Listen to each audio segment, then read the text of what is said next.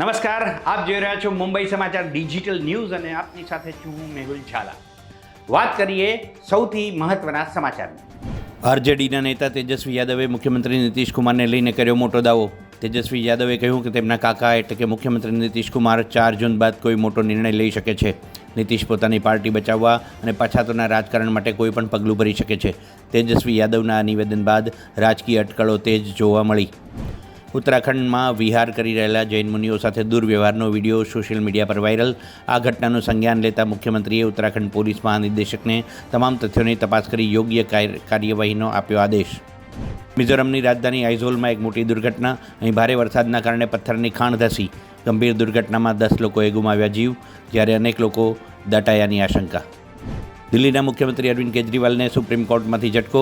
Justice S ઓકની અધ્યક્ષતાવાળી બેન્ચે કેજરીવાલના સ્વાસ્થ્ય તપાસ માટે વચગાળાના જામીન 7 દિવસ લંબાવવાની અરજી પર તાત્કાલિક સુનાવણી કરવા માટે પાડી ના.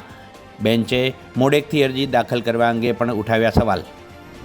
રાજકોટમાં ટીઆરપી ગેમ ઝોન અગ્નિકાંડમાં 28 લોકોના મોત થયા બાદ હજુ સુધી કેટલાક પરિજનો પોતાના સ્વજનોના મૃતદેહ નથી મળ્યા. ચૂંટણી સમયે હું રાજકોટમાં તમારા વચ્ચે જ રહી સેવા કરીશ તેવા દાવા કરનારા રાજકોટમાં ભાજપના લોકસભાના ઉમેદવાર પરસોત્તમ રૂપાલા અગ્નિકાંડ સમયે લોકોને એકલા મૂકી ચૂંટણી પ્રચારમાં બન્યા વ્યસ્ત. લોકોએ સોશિયલ મીડિયાના માધ્યમથી ઉધડો લેતા રૂપાલા ફરી રાજકોટ પરત આવ્યા. રાજકોટ ટીઆરપી ગેમ ઝોન અગ્નિકાંડમાં કેટલાક પરિવારને પોતાના સ્વજનોની ભાળ નથી મળી. આ પરિવારો છેલ્લા 3 દિવસથી સિવિલ હોસ્પિટલના ખાઈ રહ્યા છે ધક્કા. રાજકોટ ટીઆરપી ગેમ ઝોન અગ્નિકાંડ મામલે કોંગ્રેસે પત્રકાર પરિષદ યોજી. પૂર્વ વિપક્ષના નેતા પરેશ ધાનાણીએ તંત્ર પર મોતના આંકડા છુપાવવાનો લગાવ્યો આરોપ. ધાનાણીએ 40 થી 45 લોકોના મૃતદેહ મળ્યા હોવાનો પણ કર્યો ખુલાસો.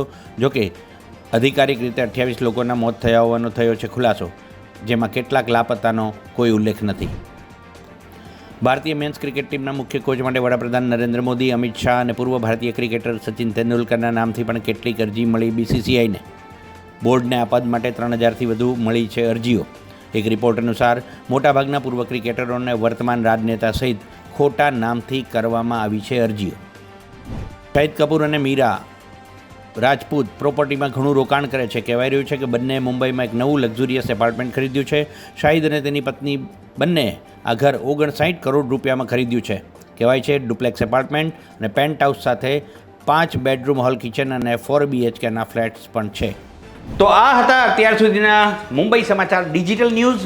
વધુ સારા અને તાજા સમાચાર સાથે જોડાયેલા રહો મુંબઈ સમાચાર ડિજિટલ સાથે. ત્યાં સુધી મને રજા આપશો. નમસ્કાર.